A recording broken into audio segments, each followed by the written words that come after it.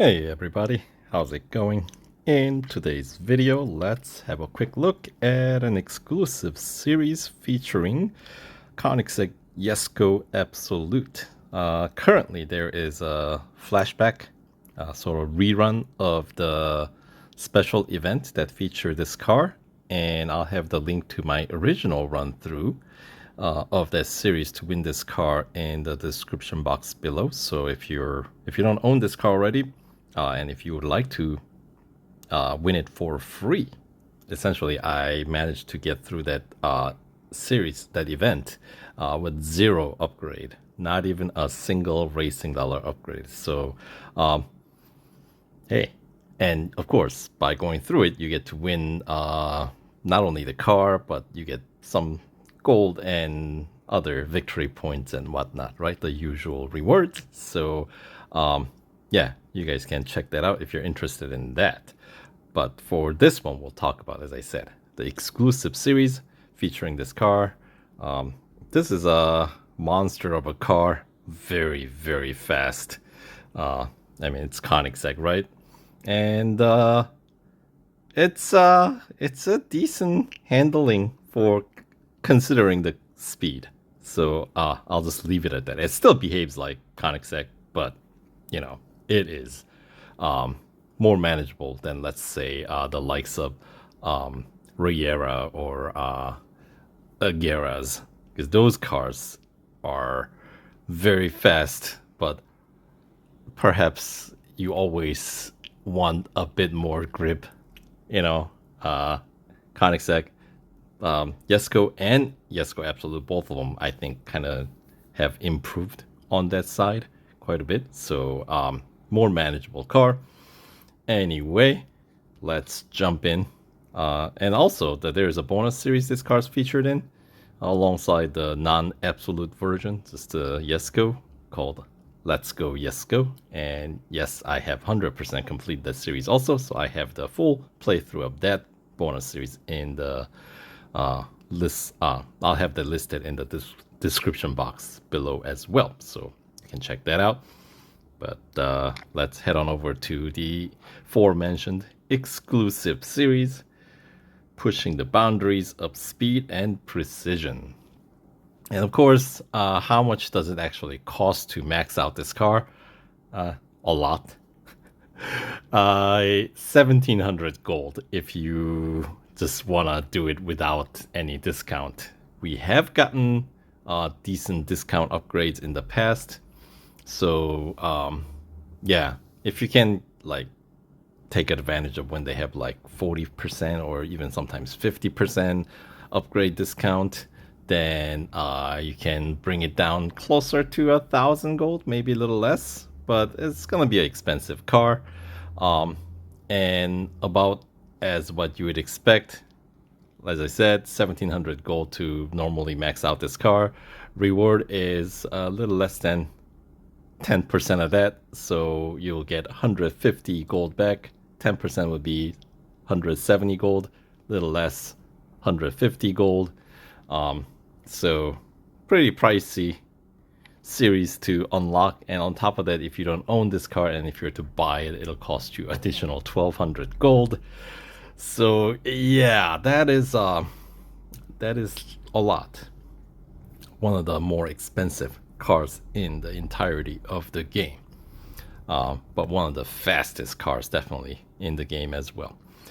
Anyway, so breakdown of the rewards is what you see here: 20 gold and 2,500 racing dollars for first 25% completion. By the way, this is a usual 20 tier exclusive series featuring 3 time trials, so 54 events total, 51 trophy events and 3 time trials. So that 25% completion means completing 14 events, and yeah, so then get you that 20 gold and 25,000 racing dollar rewards. And the 50% completion, that pays you additional 30 gold and 60,000 racing dollars. You would need to complete 27 events.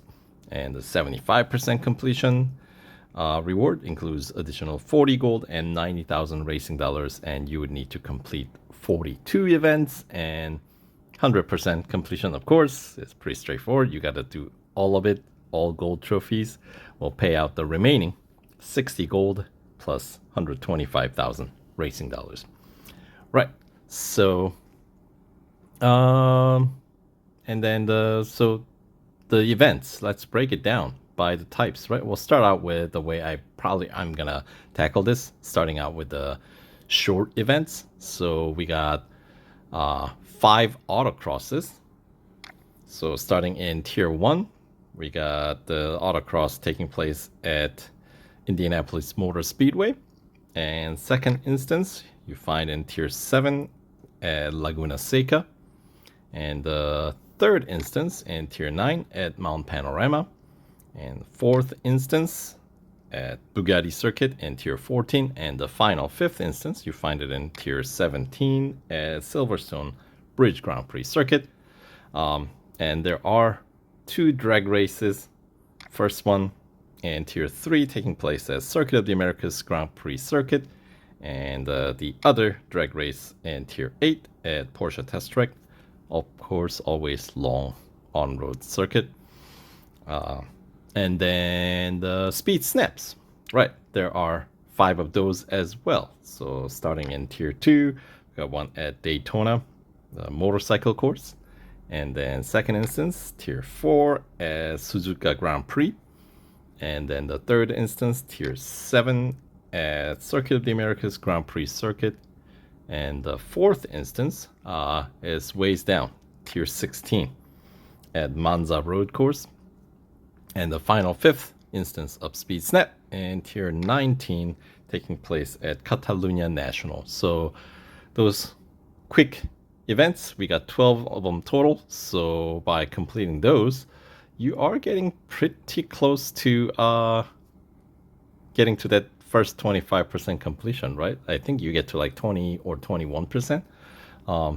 So you only need 2 more events to reach that 25% completion then, which could be time trial, or really could be the next category of races, the single lap race, right? So let's start with the head-to-head. We got 4 of those, starting in tier 4 at Le Mans 24-hour circuit. So even though it is a single lap, it's at Le Mans, so that's gonna be the length of, let's say, like 2 Grand Prix, like full-length Grand Prix circuits combined. That's about how long that is, right? So that's first instance, and second instance is in tier 12, taking place at Dubai Grand Prix. And the third one in tier 18 at Red Bull Ring Grand Prix Circuit. And the final instance in tier 20 at Hockenheim Grand Prix Circuit. All right, and next we got 4 hunters. So first one in tier 1 at Suzuka Grand Prix, and second one in tier 6 at Nürburgring Grand Prix. And the third instance of hunter, tier 13 at Lime Rock Park road course. And the final fourth instance you find in tier 16 at Dubai International Circuit. And last of, I guess we have time trials as well, but for speed record, here we got 4 of those as well. So 4 single lap events here, right? 4 single lap events in each category. So there are like 12 of those, like 4 in head-to-head, 4 in hunter, 4 in speed records. So speed records, first instance you find in tier 6. This one at Silverstone Grand Prix Circuit. Next, you find it in tier 11 at Daytona Road Course. And third instance of speed record you find in tier 17 at Indianapolis Motor Speedway Road Course. And the final instance in tier 20 at Suzuka East Circuit. All right, so those are the single lap races. And next, not defined by the length of laps, but however by the time and distance. So elimination and endurance, we got 5 each. So eliminations, first instance you find in tier 2 at Mount Panorama, and second instance you find in tier 8 at Melbourne. So we're down under. for first two. And the third instance you find in Tier 11, taking place at Monza Road Course. And then fourth instance of Elimination in Tier 13 at Porsche Test Track, long on-road circuit. And the final fifth instance of Elimination you find in Tier 18, taking place at Red Bull Ring National Circuit, Südschleife, I think. Is that how you say it? German, not my language. What can I say? I'm trying. Anyway, endurance. We got 5 of those, as I said. The first one and Tier 3 at Spa. So depending on your skill and your opponents, your target may vary, right? Tier 9 is where you find the second instance of endurance, this one at Catalunya National. And then Tier 12 is the third instance of endurance taking place at the Brickyard Road Course. And then fourth instance at Tier 14, taking place at the Laguna Seca. And the final instance of endurance you'll find in Tier 19, taking place at Lime Rock Park Road Course.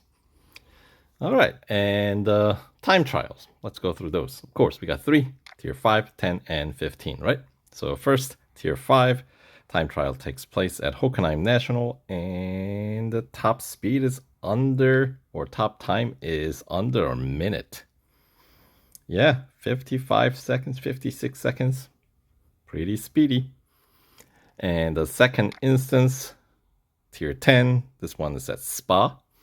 And minute 36, minute 32, that's, yeah, of course, Spa being a little bit longer circuit, takes a little bit longer time. It's a blistering speed, though. That's, yeah. And then the third instance of time trial featuring Jesko Absolut is going to be at Nürburgring Sprint Circuit. Once again, another sub-minute lap here. So, yeah, so those are your time trials. And for the Grand Prix Cup races, of course, every tier that does not feature time trial has a cup race. So here, let's go through those real quick. And then the notable race, maybe I should pick out the notable as in like the highest paying race. Probably makes more sense, right? So as you might expect, the final tier, Tier 20 Cup, this one is a 6-lap cup at Spa. So this is the highest paying race in this series. So this one pays 8,600 fame points for those 6 laps. And the second highest paying cup race is going to be in Tier 16. This one is at Suzuka Grand Prix, another very lengthy Grand Prix circuit. It's going to be 5-lap cup that pays out 6,200 fame points. So, you know, these are like 6,200 fame points isn't necessarily the high, you know, I mean, it's good. But what I'm pointing out is these races would be good race to run when there's that extra fame bonus, the daily bonus, right? So figure I'll bring them to your attention. And then the third highest paying cup race is going to be in Tier 18. This one at another lengthy, comparable length at Suzuka. It's a Nürburgring Grand Prix. And this one is going to be a 5-lap cup that pays 6,000 fame points for your victory. All right, so those are the top 3 highest paying cup races. But then, you know, like Tier 12, the one at Dubai, this one's not bad. I mean, this one is 5 laps and it pays out 5,900 fame points. So that's only 100 lower than the Nürburgring Cup. And then Tier 19 at Monza. This one's another 5-lap cup. And this one pays out 5,600 fame points. So they're all like above 5,000 fame points. So decent payout. For this car, perhaps we could have asked for a little bit longer races. But, you know, this is what we got. This is what we're working with, right? So those are your tiers with above 5,000 fame points for your victory. Tier 17, this cup at Mount Panorama. Yes, that's a pretty decent length circuit as well, but because it is 4-lap cup, it pays out just under 5,000 fame points, 4,900. And then, like, we got some other ones that's, not bad. Like tier 11 pays this one at the Circuit of the Americas National Circuit, right?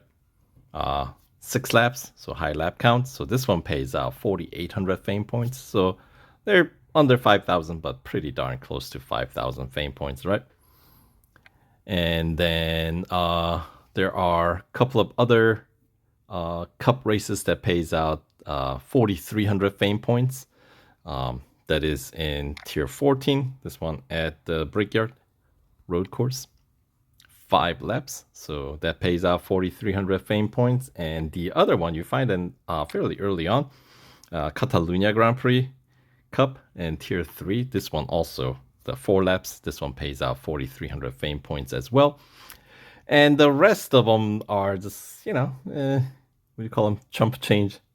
Like when like you start going below, right? This is nothing that stands out. So for example, tier 1, Laguna Seca 3-lap cup. This one's going to pay out 2,600 fame points. And tier 2, Porsche Test Track short on-road circuit cup.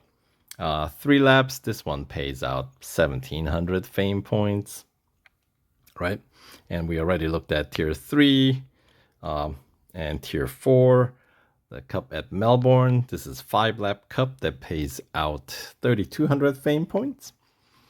And then let's see, tier 7, Lime Rock Park Road Course. So this one is going to be a 5-lap cup. And this one pays out 2,600 fame points. By the way, I'll have all these numbers actually listed in the description box below as well. So, you can always refer to that. And tier 7 at Daytona International Speedway Road Course. This one is going to be a 3-lap cup that pays 3,400 fame points. And tier 8, we got Bugatti Circuit 4-lap cup. This one also pays in 3,000s, like 3,600 fame points. And tier 9 at Silverstone Bridge Grand Prix Circuit. It's going to be another 3-lap cup that pays out 3,200 fame points. So you see what I mean? Like a lot of these races pays out in 3,000 fame point range, including this one, tier 13 at Red Bull Ring Grand Prix Circuit. 4 laps, and this one pays out 3,700 fame points. And I think that pretty much covers all the events in this exclusive series. So there you have it. So hopefully you found the information in this video useful for planning out your strategy for the game, right? Whether the car is definitely worth winning if you can pull it off. Even if you invest some gold in upgrades in order to make the special event goals a little bit easier, because you're gonna need to spend some gold anyway to enter this exclusive series, right? But yeah, so definitely one of the top cars in the game. Gets my thumbs up for whether you should try to win this car. Definitely you should try to win the car. And if you need help, I got my playthrough of the series with 0 upgrade in the description box below, so definitely check that out. Yeah, but for now, that'll do it for this video. Thanks for sticking to the end, and we'll catch you guys in the next one. Take care.